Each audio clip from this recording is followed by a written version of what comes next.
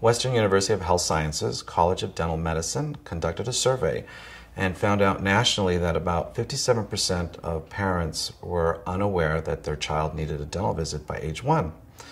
And when they actually did make a dental visit, parents reported that it was around 2.5 years. But when you looked at it by income status, those that were from a lower socioeconomic status reported going to the dentist for their child at age 3.5.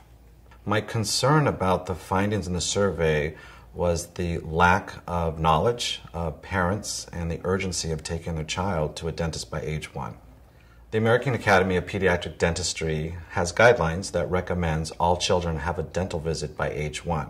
If the dental profession is to take the lead and get this message out, that clearly they need to educate more of the consumers, the parents, the pregnant mothers, the elders, etc., so that this important guideline or recommendation is heard.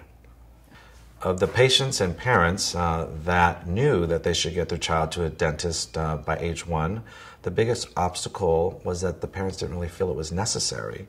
And also, when we looked at the survey from the lower socioeconomic population, 22% felt that cost was very prohibitive, and also they didn't think that the actual insurance would cover the dental procedures for their child.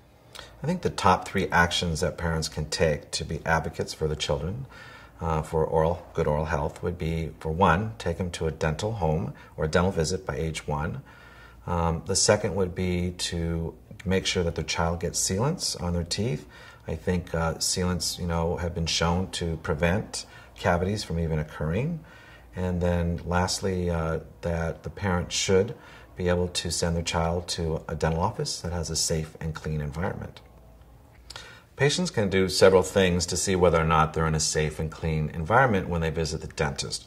For example, they can look at the dental professional. Do they have a disposable gown? Do they have gloves? Are they wearing a mask? Do they have protective eyewear?